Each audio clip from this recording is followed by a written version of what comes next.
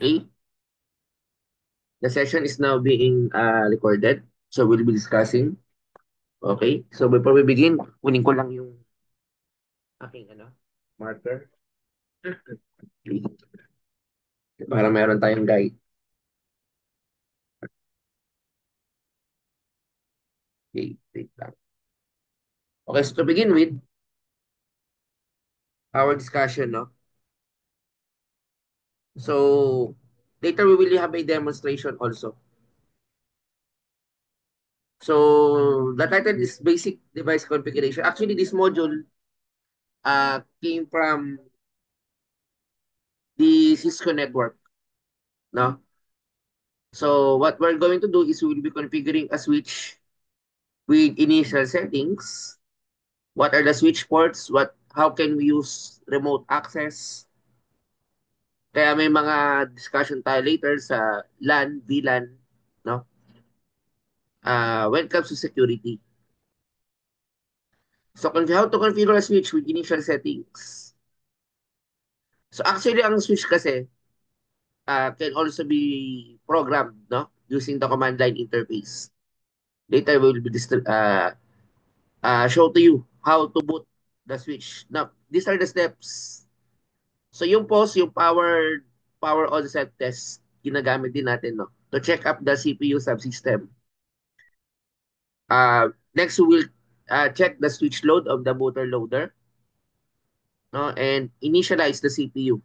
And as well as the load or the bootloader initializes the flash file and then it loads a default iOS operating system. So ano ba yung boot system dito? Yun yung main command. Yung flash colon is a storage device, no? Now, if you will look at the part, the switch attempts to automatically boot, okay? Using the information in the boot environment variable, okay? So now, as you can notice also, this is the indicators kasi meron yung may S. Ito yung actual switch. Kapag nakita niyo yung actual switch, meron siyang mga indicator. Bawa yung SIST, yung RPS, ibig sabihin ng RPS, redundant power supply LED, no? Meron tayong stat, yung port status LED. Kapag green, indicates the port status mode is selected. Pero yun yung default setting natin. Pag naman duplex, uh, it can be also that the light associated with each port. No? Meron siyang ganun. Even the port speed and as well as the power over the Ethernet o yung PoE. No? So the mode button is used to move between the different mode. And may mga modes tayo dyan. Yung uh, stat, duplex, speed, and the power over internet o Ethernet. No? So dito sa switch natin, tinitingnan natin yung mga indicators. Okay. When the name mode is selected, the light associated with each physical port indicates. So, iyan yung kanyang table. Di ba? Merong nag-alternate, nag-blink, merong may kanya-kanyang speed initially, no? So, I think to understand this, this is the configuration. Imagine the PC is connected through a console cable. Then, etong switch ay connected to a router, provided that the router is 172.1799.1. Yan yung load, no? Now, to prepare a switch for remote management access, the switch must be configured with an IP address and a subnet mask. Now, to demonstrate it, let's have a, let's have a, may PC ka dito. Okay, then a switch, a 24 port, and a router. Say, a 2811 na lang para medyo mas advanced. Ayan. So, by choosing, no, yung ating ayan. Actually, pwede tayong kumuha pala ng console. Try natin mag-console. Pag magka-console ka, dito sa RS-232. Then dito sa console. So makikita nyo, naka-console. Ito kasi mga actual, sa actual setup, minsan ginagamit to. Kasi ginagamit yung console for configuration. So, nakaganyan tayo, no? Ito yung RS232. Pag chinek mo ito, yung physical part, no? Meron yan pang RS232, no? Okay, anyway. So, ayan, no? Tapos, dun sa ating, ah, meron tayong switch to, ano, to router 1. So, lalagyan natin ng, ano, na IP address yung router, indicating an IP address, no? And as well as the subnet mask. So, lalagyan natin siya, no? Okay, so now, as we connect it, okay, a straight through cable, no? So, magko-configure tayo dito, no?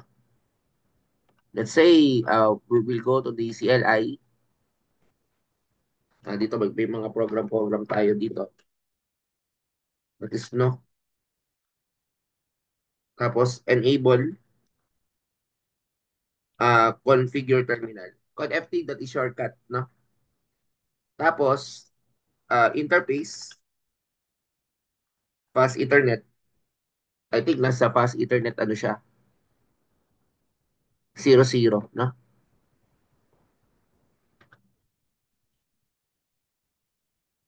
Tapos, IP address.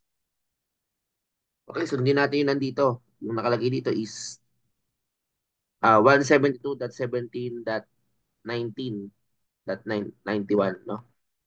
O 172.17.99.1. Let's say, ano lang to, sabihin natin /24 lang. So, yan, no? Tapos, kapag nailagay mo na yung IP address, no shutdown, then naka-up na siya exit. So, now we already have configured, no? One of the uh, dito, no? Nakapag-configure na tayo. Pero later, let's check yung mga susunod. Sabi dito, to manage the switch from a remote network, the switch must be configured with a default gateway. So magkakaroon tayo ng default gateway. So ano ba yung magiging default gateway? Kung ano yung ginamit na gateway natin dito, yun yung magiging gateway natin. So in the figure, the switch virtual interface on S1 should be assigned an IP address. The SBI is a virtual interface, not a physical port on the switch. A console cable is used to connect to a place so that the switch can be initially configured. So, dito, meron din tayong ano dito, may CLI to. So, ganoon din ang ano, actually, same lang naman, enable, configure terminal. Tapos, lalagyan natin ng gateway ito eh, no? Ngayon, sa paglalagay nito, guys, no? Check muna natin tong ano, sunod na part. Dito, we will be configuring the management interface from VLAN, no? VLAN 99 to app. Kaya meron tayong demonstration later, no? So, halimbawa, ito yung mga command. Pwede tayong maglagay ng mga interface, ba VLAN 99. Tapos maglalagay ako ng switch na IP address, no? Depende sa ating ano, magiging ah, IP. Pero yung gateway niya magiging isa lang, no? Isa lang yung magiging gateway natin, no? Okay, so for example, let's have a interface VLAN. Ayan. Alam mo, mamaya meron akong ano, ipapakitang activity. Tapos, syempre, mag-IP address ka. Okay, 172. Pero ibang IP address to, no? Kasi ginamit natin kanina dot 1. Ito dot 11. 255. Kung IPv4 yan, no?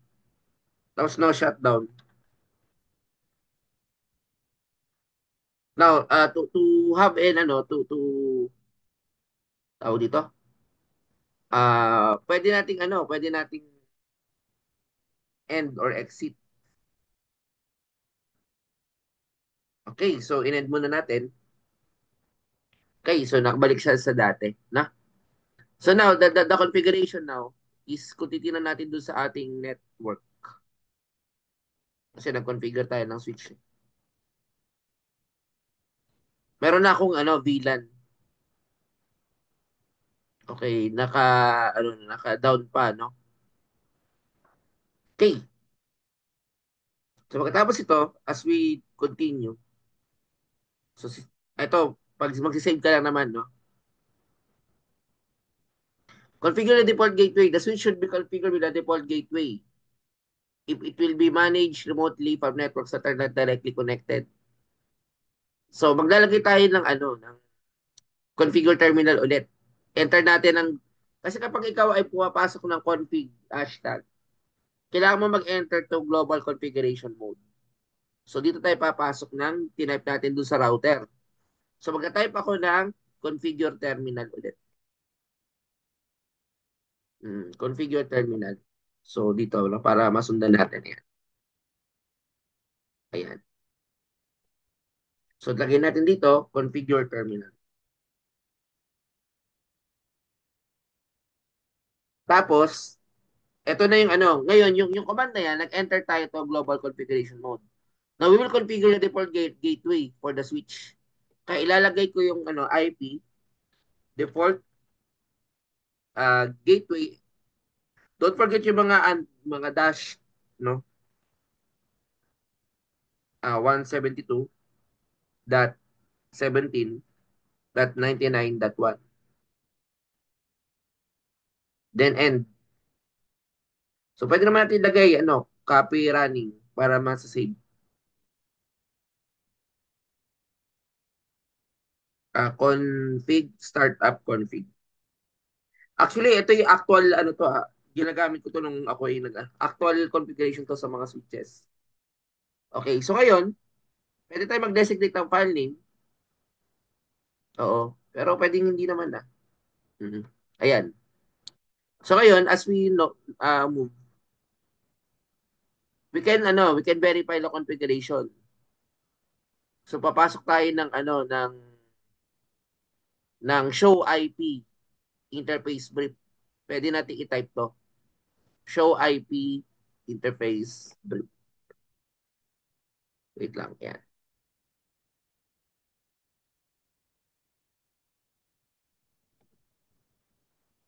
Show IP interface brief.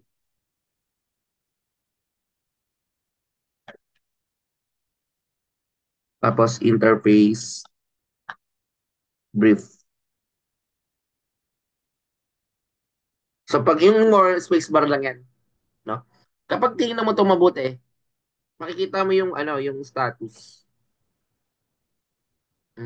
No? So nandiyan yung natin.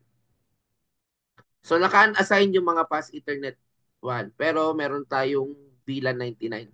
Kasi yun yung kinode ko, no?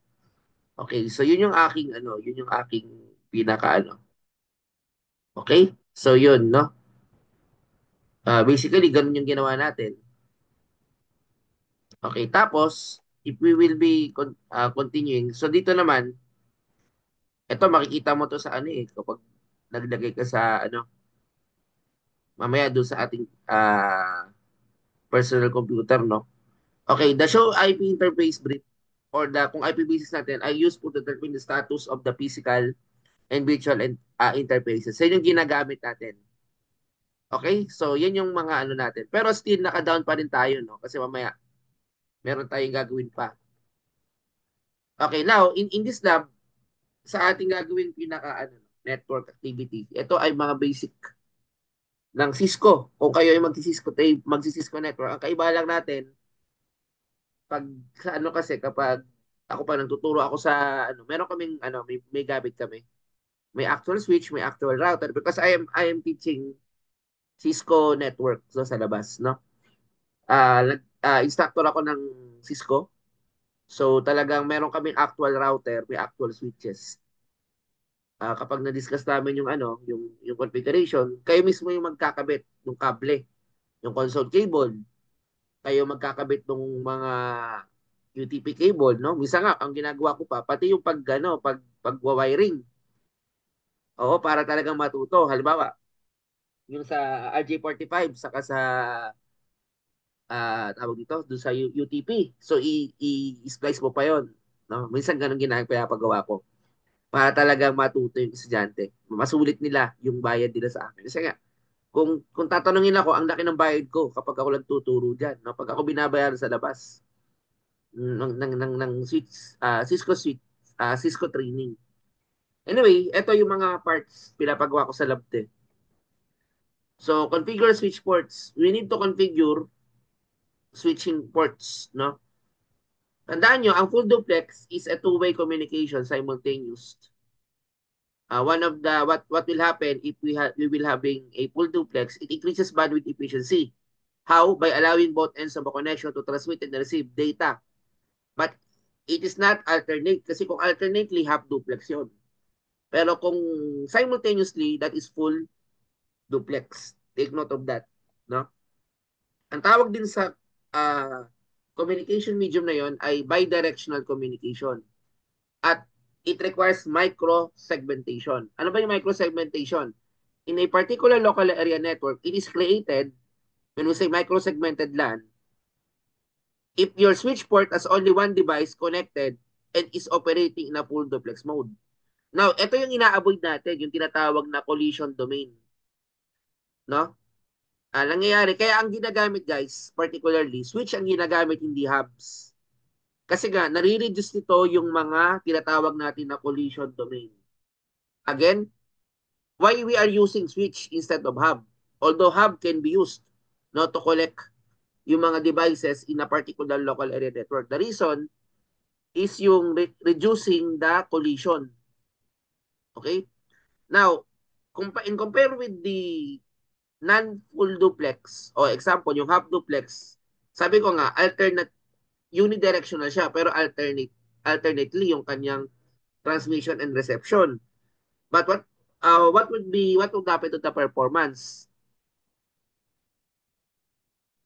Pero meron siyang problema kasi since the data can flow in only one direction at a time, one at a time, mas madali ang collision, no? Sa mga half duplex. Tandaan, ang target natin is to reduce collision sa switching, no?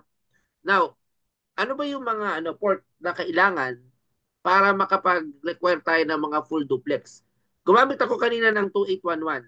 Check itong no. Itong 2811 na ito, meron siyang gigabit. Pagdating sa config, ay wala pa pala, no?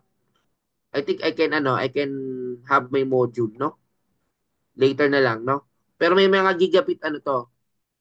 Dapat yung may giga, yun yung may yun yung may yun kasi yung may yung may capability, no, ng full duplex connection, yung mga gigabit ethernet. Now, what will happen to ano ba yung NIC, the network interface card, na-disable to in full duplex mode. Full duplex offers 100% efficiency in both direction, transmission and reception. Okay, so this results in a doubling of the potential use of the stated bandwidth. No, I hope clear itong part na to. Now, switch ports can be manually configured with specific duplex. Kaya meron tayo tinatawag na duplex and speed. Ano ba yung ibig sabihin niyan, no? Sa mga switch, sa mga Cisco routers, meron tayong mga 10, 100, 1,000, particularly in 2960 port or 3560 switches na gumagamit ng mga either half or full duplex kapag nakaset siya sa 10 or 100 Mbps. Okay? Or even in 1,000 Mbps or 1 gigabit per second. No? So now, anong kailangan? Kapag ang speed and duplex setting of device are unknown. So ang tawag doon is auto negotiation. Halimbawa, merong connect sa yung mga devices na unknown, particularly mga server, mga dedicated workstation. What is the best practice? The best practice is to set manually yung speed and duplex setting. Kaya, chine-change natin yung mga duplex setting, yung speed, para makatulong lalo na kapag nagto-troubleshooting ka. No? Kaya chine-check natin yung duplex and speed. Okay, what will happen kapag nagkakaroon tayo ng mismatch speed? And magkakaroon ka ng connectivity problem kapag hindi nagmamatch yung mga duplex and speed setting, no? Halimbawa, yung fiber optic ports, meron siyang 1,000 base SX ports, no? As according to our presentation, only one present speed are always at full duplex transmission. Again, full duplex is simultaneous two-way communication. Okay? Now, this is an example of a particular configuration of a switch port at a physical layer. Again, sa OSI layer, physical layer is yung layer 1. Layer 1, no? Kasi kasama dyan yung mga cabling, yung mga ports. Okay, now, I will be showing to you the configuration. Let me have a, ano, no, a switch mode ulit, again, no? Ito na-demo ko na kanina. Mag-new lang ako saglit. Okay, so yan, no? So ito ay bagong ano na network na. Based doon sa ating ano, sa diagram, meron tayong dalawang switches, no? So ito ay pagko-configure ng mga switches. Mag-configure muna ako sa switch 1, then switch 2. So to set up back, gawa tayo dito ng ano, kasi pili tayo ng magandang switch. For the switch, we have 2960, ito daw 2960 port, saka 2960 ulit. Pakita lang natin yung ano no, yung pinaka switch. Then we have the personal computer and another personal computer. So again, this is an advanced network, no? Kaya makapansin pati switching, tinatakal natin. Kasi nga this is an advanced network, no? Eh alam niyo naman yung fundamentals.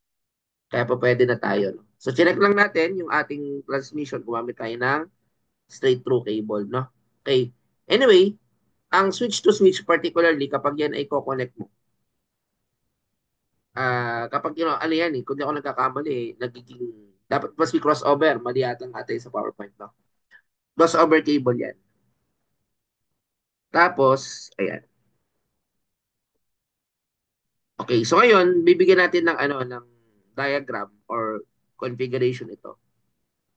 So, ang scenario, it must be set to full duplex mode at 100 Mbps. Gumamit tayo ng 2960.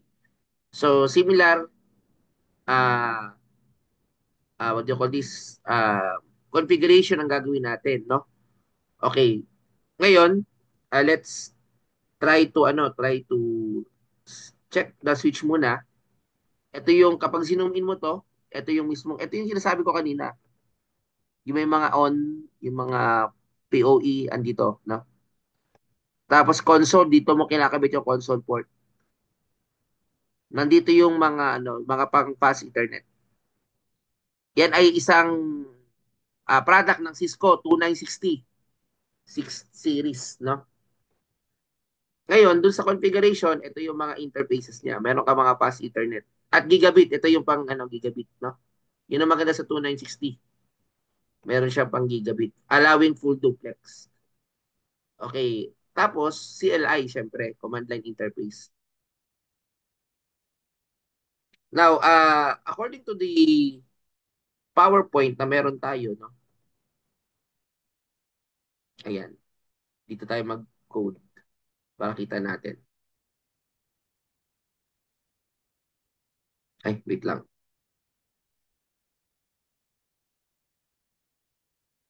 Okay, so syempre, configure terminal mode.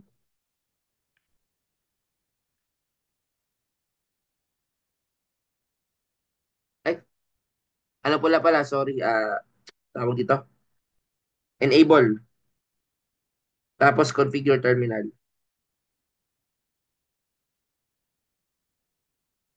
Tapos interface. Check natin, no?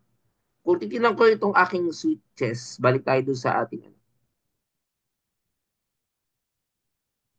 Okay, nakakabit ako sa ano. Ito naman, nasa Fast Ethernet 1. So, titignan ko yung kung ano yung nakasunod, kung saan ako nakakabit, no? Fast Ethernet 1, Fast Ethernet 2, tapos ito ay Fast Ethernet 1. No, depende kung saan nakakabit, no? Doon tayo, no? O, ngayon, dito sa PowerPoint kasi na nandito, Fast Ethernet 01. So dito niya, ito yung kinabi niya. So Fast Ethernet 02 ang gagamitin ko kasi 02 yung aking nakalagay dito, no? So 02, no? So I will check it. That is 02. So going back to the PowerPoint that we have, then lagyan natin interface, Fast Ethernet 02 ang gagamitin ko, no? Okay, tapos duplex full. Yan yung full duplex.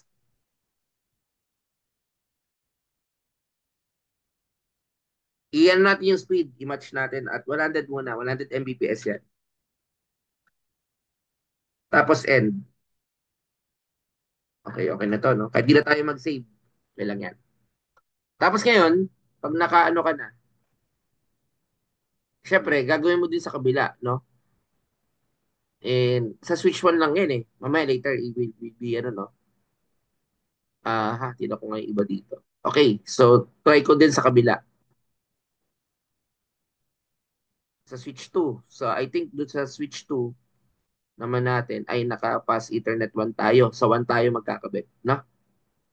Okay, so ngayon, going back, ay, okay.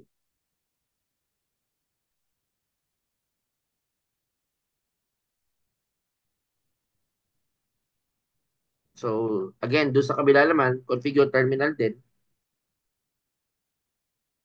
I enable. So, dito pa tayo sa switch 2. Sorry.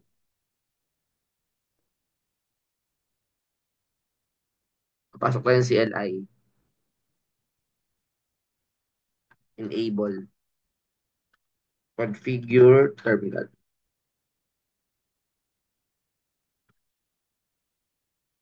Okay, pagkatapos niyan, mamaya, no, meron tayong simple laboratory. I-demo ko naman. No?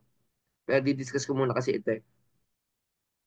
So, by demonstrating it,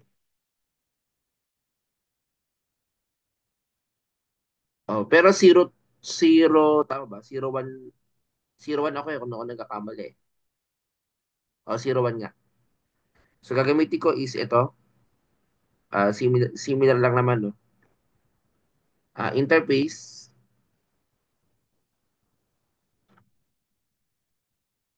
fast Ethernet, 0/1.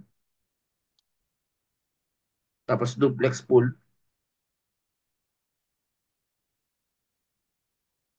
speed 100. And so dito, makikita natin dito guys, no, na-configure na natin match na natin, no? Ah, now, to auto ibig sabihin ng MDIX, automatic medium ano yan eh, interface crossover. It is used to enable the switch interface automatically, detecting the required cable collection type. Kung gagamit ka ba ng straight through or crossover, no? Kapag ikaw ay gagamit ng straight through, kapag ikakabit mo yung switch sa mga server, sa mga workstation, sa mga router. Crossover kapag switch to switch or sa mga repeaters. Yun yung mga dapat yung tandaan kapag ikaw ay ko-connect. Pero meron naman tayong auto MDIX, no? Nagde-detect kung anong dapat na ikabit para sa kanya, no? So yun yung isa sa mga features nito, okay? So now as we continue, kasi yung nag-green na to kasi nag-automatic na tayo, kanina di ba nag-green na siya, no? So ngayon na-set na natin yung speed. Kaya kung mapansin niyo, naka-up na yung fast Ethernet 1 and 2. Okay, naka-up na 'yan, no? And basically that is an example na tayo sa switching, no? Okay, so now, ito yung mga command na pwede niyong ilagay. No? Kapag gusto mong i-display yung interface status, show interfaces, pwede naman tayo pumili dito. Halimbawa, sa ating router, pwede ka lang dito, show interfaces. Pero balik ka dun sa ayan, show interfaces. So, pag ginano mo ito, palalakihan ko para makita nyo. So, imomor ko lang, ang dami. Spacebar lang ako ng spacebar. Wait lang ah. Dami-dami to eh. Tapos, ano ko mamaya yung pinakadulo. Ayan. So, makikita dito from the start. Sana ba yung una? Ayan. So, nagsabi ako ng switch interfaces. Marami-rami ito eh. Ayun. Sana mo yung una kong command? Ayan.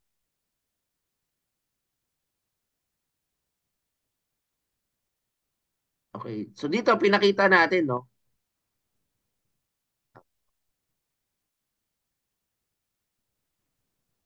Ayan, ito na yung command ko. Ayan. Tapos, naglagay ako ng ano. Nang nag-show ako ng interfaces, ito na yung simula. Ayan. In-indicate niya yung ano ng ano, connected yung aking pass internet.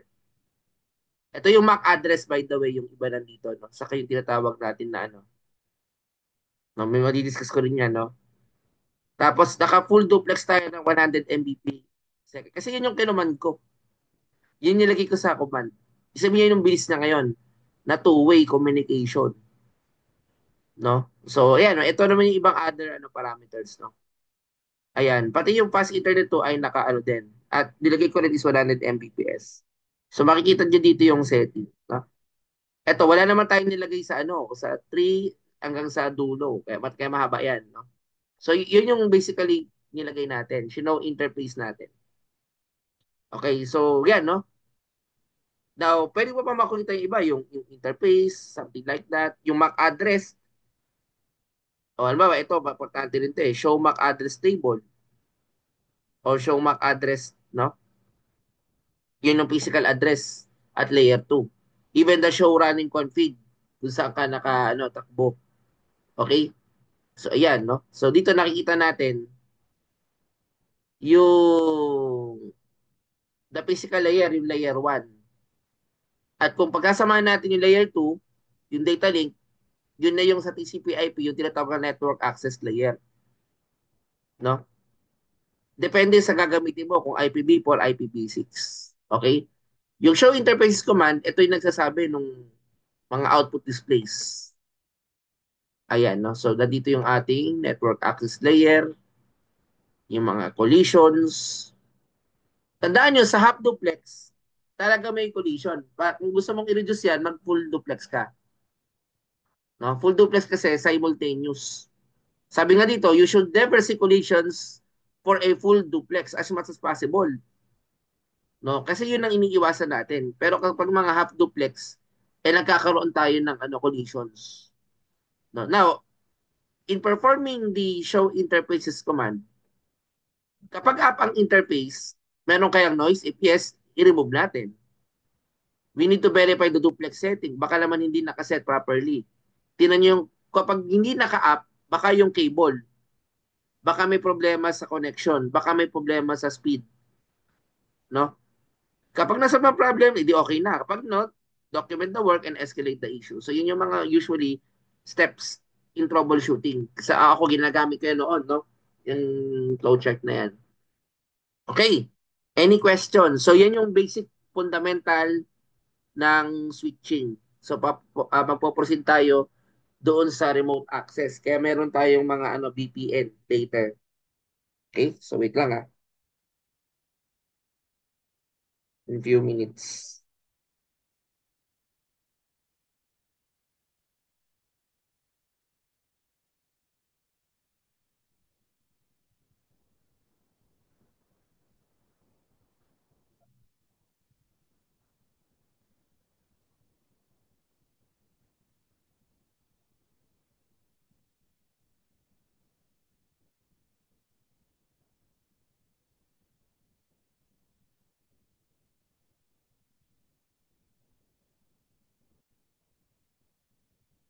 Okay, so ngayon we will be discussing ng remote access. Ano ba yung mga remote access? Ano ba yung virtual private network? Ibig sabihin, even though you are not connected to a physical facility, you can still connect using the virtual private network. Now we will be using Packet Tracer na to connect remotely, halimbawa yung ating laptop, pwede tayong gumamit ng tinatawag na mga firewall, no? Baka may ipakita tayo mamaya, no, ng mga firewall at i-configure natin, no, para makuha natin yung VPN connection. Okay? So anyway, no, yun natin, no. So now, Telnet pala ginagamit ko sa ano, sa tawag ito, remote operation, no, yung mga Telnet. TCP port 23 yan. Pag tinanong ko anong port ng Telnet, 23. Yan ay older protocol that use unsecure plain text. So that again, this is unsecure plain text. Transmission of the login authentication. Now, a threat actor can monitor packet using Wireshark. May mga ganyan, no? For example, in the figure, meron tayong, ito Wireshark ang ginamit dyan. Ah, yan, no? Sa isang telnet session. Yung SSH is a secure. Yung telnet is unsecure. Yung SSH is a secure shell. Gumagamit ng port 22. So again, ito ay mga Cisco, ano to. Hindi ko alam kung lumalabas sa datacom na to, no, sa board. Pero kung ano, possible, may telnet yung magamit ng port 23. Ibig sabihin ng telnet, that is unsecure. Plain text transmission. Pag sinabing secure, yun yung port 22, SSH. Ano ba yung encryption? Napag-aralan natin sa Datacom, yung nagbibigay ka ng security doon sa message. Kailangan yan, lalo kapag gagamit ka ng remote connection. Now, instead of using telnet, kasi nga yung telnet, even though can be used for remote configuration, but the problem for a telnet configuration is it is unsecure. So therefore, you can replace telnet by SSH. Kasi ang SSH nagpo-provide ng security for remote connection by providing strong encryption when a device is authenticated and also for transmitted data. This figure shows a Wireshark capture of an SSH. Ito sa Wireshark yan, no? So anyway, ito ay gumagamit ang 2960 para show version para ma-verify mo. Paano mag-configure? Later, mapapakita tayo niya, no? May mga configuration tayo pagdating sa switching and using the bibigyan natin na admin access eh, no? Kasi bibigyan natin. Ngayon, kapag gagamit tayo ng packet tracer, we will secure password, mag-encrypt tayo ng mga communication, and we will verify implementation. So later, we will be showing to you. Dito tayo sa routing, ito na alam naman natin na ito, sa router, kapag gusto mong magkaroon ng host name, pwede mo lagyan ng ano yung router, no? Siguro ipakita natin mamaya. Ito kasi Cisco router and Cisco switches have many similarities. Totoo 'yun.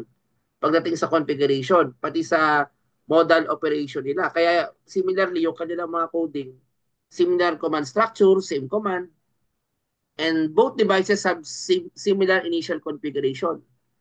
Halimbawa, yung configuration task should be in always be performed, 'di ba?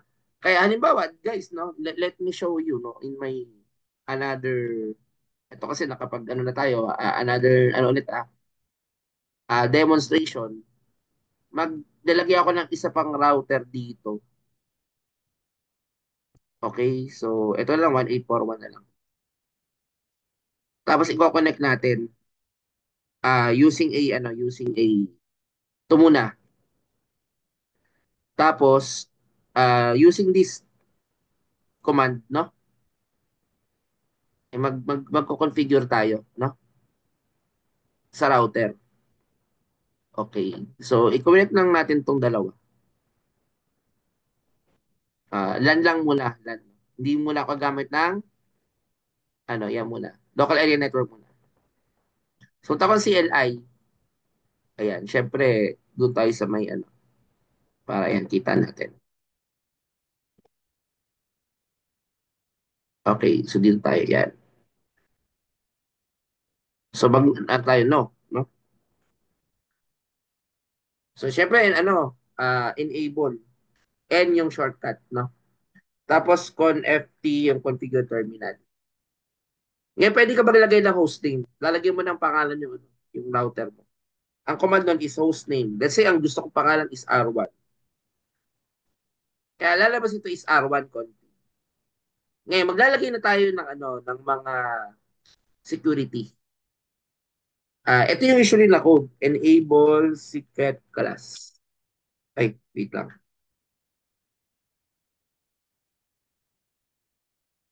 Enable secret class. Then line console. 0. Maglalagay tayo ng password. Siyempre, ang iyan natin is Cisco. Ano lang naman yan. Tapos login, exit. Ito yung isang ano no, another configuration, yung line BTY. Mamaya makikita natin. 0 and 4. Okay, so yan yung ating ano, yan yung ating code, no? Ah, now, yung line BTY na 0 and 4, what does it mean? Ano ba ang ibig sabihin niya, no? Kasi ang BTY is, tandaan nyo, is virtual teletype. Okay, ito, sulat ko lang. Buti may panulat. Discuss ko lang mabuti, no? Pag sinabi nating BTY,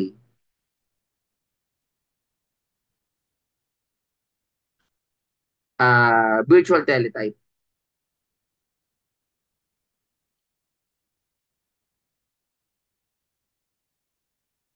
Ginagamit yan to configure mga yung command na, ano, yung command na BTY, yung line BTY, para malaman nyo, no? Para sa ba tong ano, yung line BTY?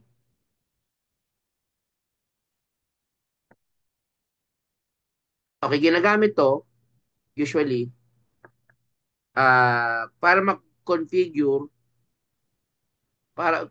no, yung virtual terminal lines.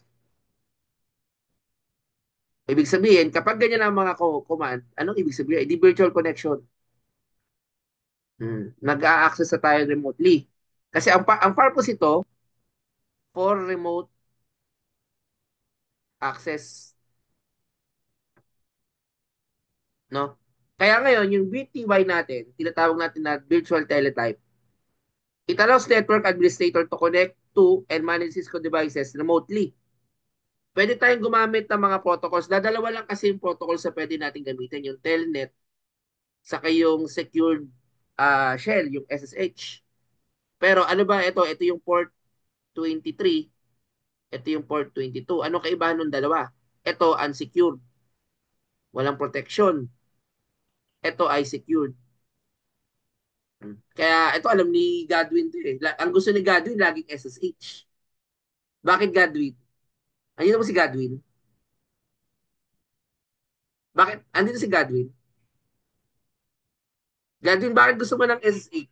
Bakit gusto mo ng SSH? Secure din, no? Mayroon kasi pag telnet at secure, delikado yan. Ano mas gusto mo, Godwin? Telnet or SSH?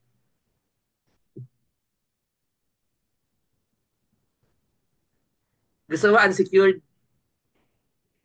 Mas safe ka, oh. Siyempre, secured ka, hindi ka kakabahan, no? Kakabahan ka kapag ano eh. Kaya mag-telnet ha, guys, mag-telnet kasi unsecure yun. Kaso si Godwin, ito ata paborito eh. Doon tayo sa SSH, secured kasi, no? So anyway, dalawa klase lang yan. Pag gumagamit tayo ng remote operation, telnet sa SSH. Okay, pag sinabing virtual, no physical connection ang kailangan.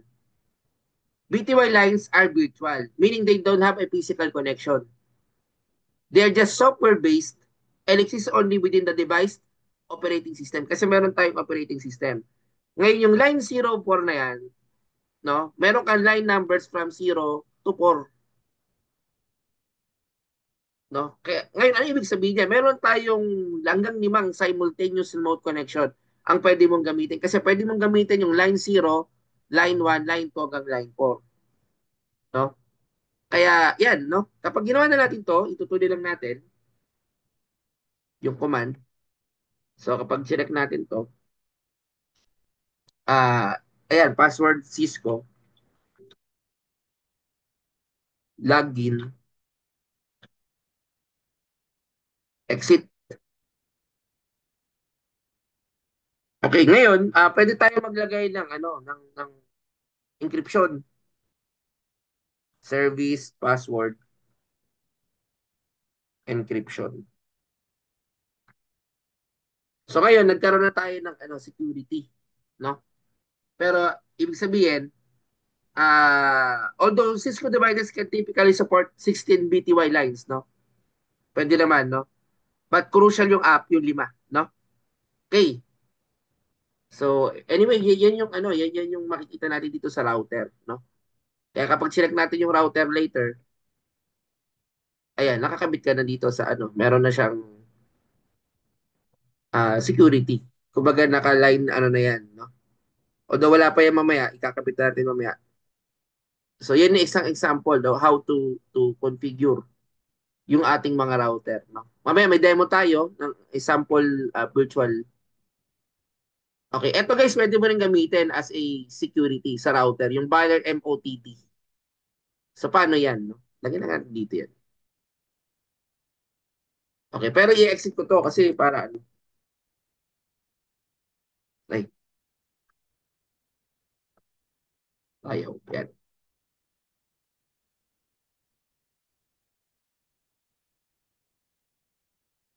nawala. Ay, CLI, yan, CLI yan. Tapos, password.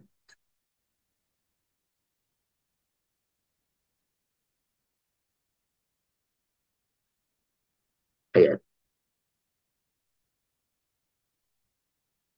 Dito tayo sa lagyan natin ng banner. Ay, exit muna. Tapos banner. Ito naman, nagbibigay tayo ng banner to provide legal notification of unauthorized access, no? MOTD. Okay, lagyan tayo ng dollar sign. O, yung iba, tawag ito, number sign. Authorized access only.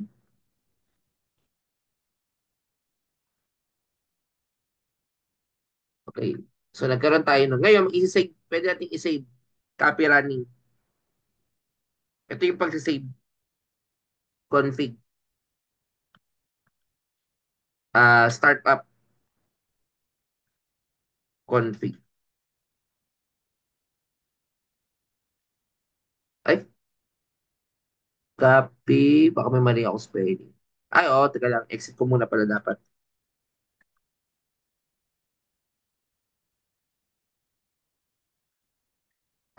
Ayun. Copy. Running config.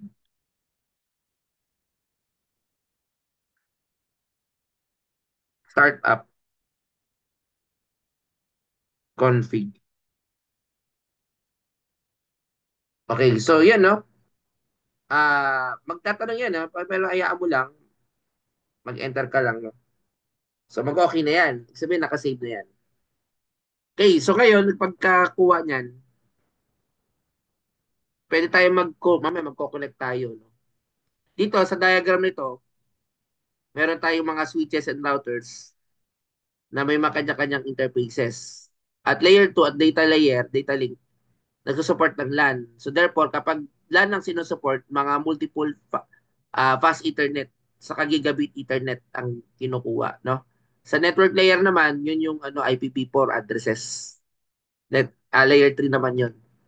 Okay. So ngayon, as you can notice, as we configure the router, kinakailangan natin ng tamang correct addresses at tamang subnet mask, sino ba yung destination mo, anong klase ng routing, no?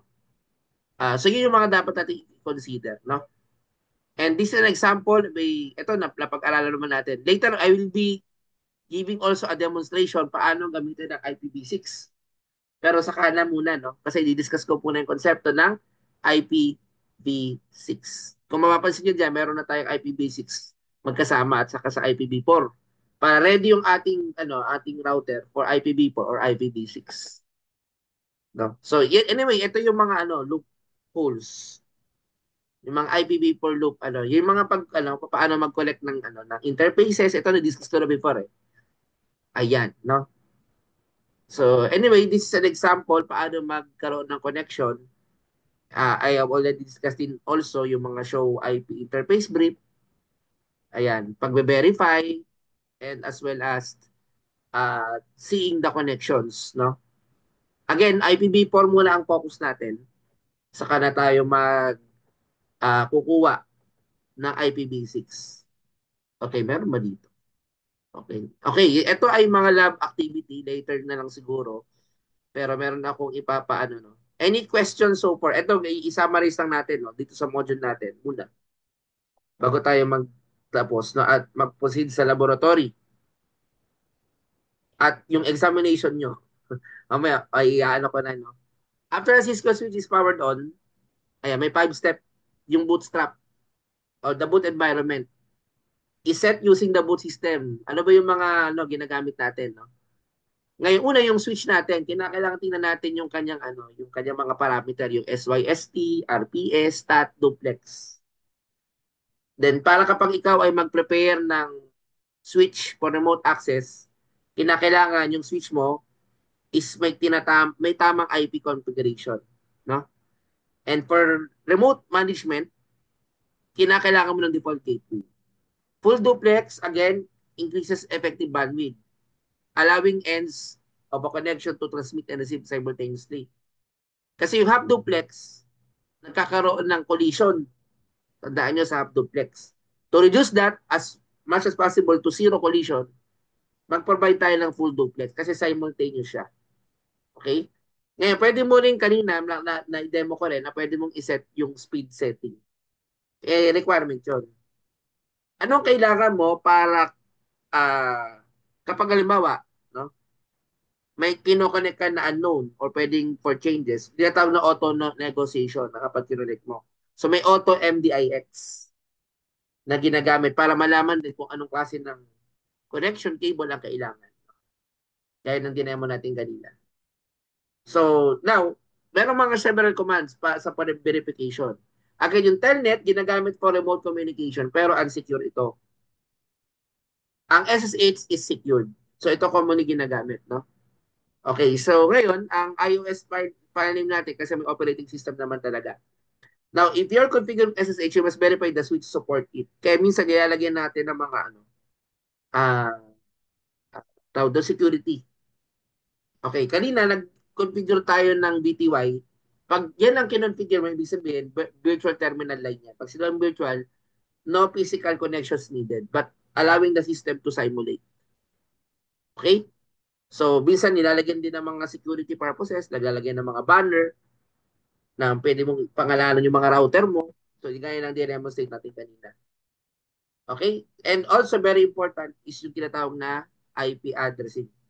IPv4 and IPv6. But for today muna, we will be just discussing IPv4. Kasi saka ko na i-discuss yung IPv6.